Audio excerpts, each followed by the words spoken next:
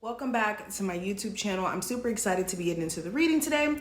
We're going to take a brief look at what messages you need to hear going into May 2022. So, of course, if you want to see future readings from me, you guys already know, thumbs up the video, subscribe so you never miss a beat. Any information you need to get a personal reading will be listed in the description box. And we're going to flip the camera as always and get into the cards and the juiciness of what the messages are, okay? So enjoy.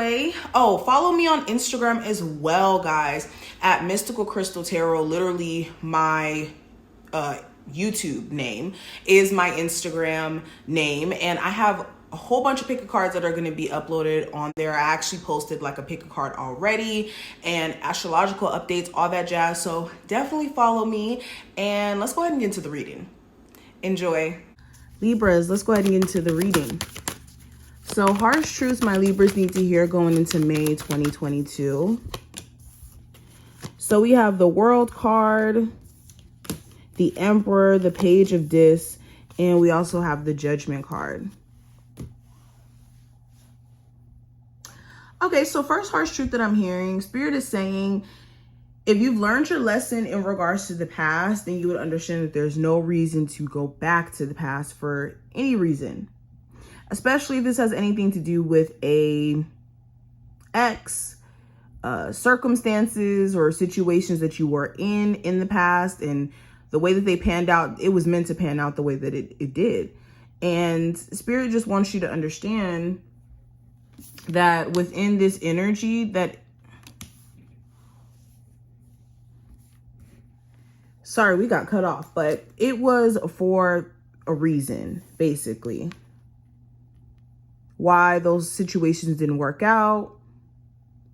So if anything, there's a need for you to let go of the need of focusing on what you didn't do right in the past, how someone didn't do you right in the past, etc. Now, another thing I'm kind of seeing, Spirit is drawing attention to you guys taking accountability for your life at this moment. A lot of you could be blowing. Some of you guys could be throwing the blame on other people, the cards that you were dealt, all of that, when at this moment, Spirit is saying you guys have control over how your situation plays out, the people that you give energy to, the situations you allow yourself to stay in. So Spirit wants you to take accountability. Some of you are beating yourself down for your life not being where you want it to be, when you guys, all you have to do is make certain decisions or choices in your life, and you would see your life make a whole 180. Now, another harsh truth that I'm seeing, some of you who keep trying to make things work with someone you have kids with, this person may need to grow up themselves and come into this mother or father role. And I think that that's something you need to allow them to do. It's not something you could really force on them or even drill into their head to realize, because this person, of course, is going to do what they want to do. But it may be better off for you guys to co-parent or to come to some sort of mutual agreement. But if you can't accept somebody, and beyond just you having a child with them, I'm really talking to anybody watching this. If you're dating somebody where you're wanting them to change in certain aspects or do things a little bit differently, if you can't accept this person for who they are and you feel like circumstances have to change in order for you to be with them, then that's already a sign that this is not the person for you. Just choose to be with somebody who has the qualities of what you're looking for, instead of trying to change someone from being who they are and who they want to be into who you want them to be. Now, let's pull some more cards. What's the energy around my Libra, Sun, Moon, Rising, and Venus placements? What is the harsh truth they need to hear going into May?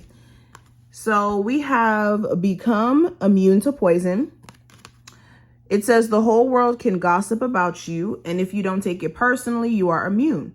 Immunity to poison in the middle of hell is the gift of the second agreement. Okay, so this is understanding that Other people's opinion about you doesn't really matter. The only one that matters is your own. And it's important to understand that you need to live your life for you. If you're constantly feeling as if you have to live for others and worry about how other people feel, then you're not going to be happy in life, period. You're going to feel like you're in misery 24/7.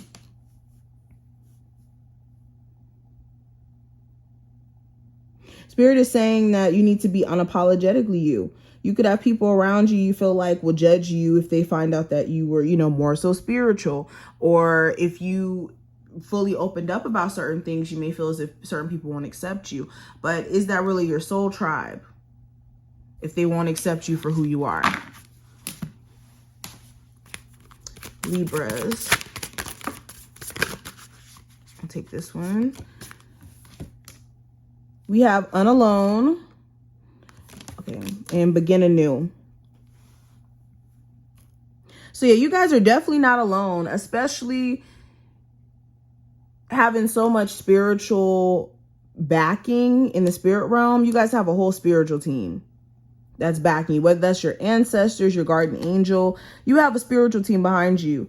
And what needs to happen is in moments where you feel alone, is that you guys need to ground yourself and get out of your head. Allow yourself to go out into nature. Another thing I'm seeing, some of you guys do need to get out of this position of isolating yourself in a way where it's unhealthy. It's not healthy for humans to be isolated and to not have other human contact. So some of you are doing this, and that's why you could be having just moments of being in your head a lot because you spend way too much time alone, and an idle mind is dangerous. Spirit is also saying, now's your time to shine after some sort of huge breakup, blowout. Okay. Some of you have been beating yourself up for how you could have taken certain opportunities and how you could have been a lot further if you would have done certain things. But every day is a new day to make something happen. You don't have to wait until 2 months from now to follow your dreams. You can decide tomorrow that you want to do that. Understand everything has its seasons. All right, we also have unraveling codependency. Only I have to feel good about my choices. So this is removing the need to hold on to other people as this source of happiness. Some of you who feel like you just need a relationship really bad right now, or you need certain substances, certain things to help you cope. Understand you don't need that. That's your brain telling you that you need that. But it's not the reality. And this goes back to what I was saying earlier. There's no need for you to outsource other people's opinion for you to have guidance in terms of your situation. You don't need other people's opinions to determine what's best for you. You got to do what's best for you because that's what's in alignment with what you want to do. I hope you guys get what I mean by that. So stay away from feeling like if other people don't want this and this and this for you, then you should just not do it. No, you need to live life for you. Because when you die, the choices that you make, the things that you've done is what you have to live with or die with. All right, we also have interference and we also have money versus love. So yeah, point blank period, if you know somebody is a cheater or they have other options, what's the point of staying around for this person to disappoint you again? Especially if they have already shown that they will choose other people or put other people in the midst of this relationship. Also, beyond that, some of you guys have your own family or your friends or the person you're dating. They have their friends, family, and whoever all in the mix. And the truth is your relationship is never going to get better if there's messiness on the family and all that jazz. It's just going to create problems. So some of you guys need to ask yourself if this is worth it, considering all the things that you have to go through. But these are just some of the things that I see. I do wish you the best of luck. I also see there's one more message here. Some of you are very career oriented, but not because you truly want to be, but you use like your career as a crutch to keep you from opening up romantically or opening your heart chakra in some space. So the harsh truth is, some of you who are really lonely, but you're like career women, career men, you need to stop doing this thing of like blocking yourself from experiencing happiness outside of just monetary happiness, if that makes sense. Just choose wiser, but don't block yourself off to experiencing happiness.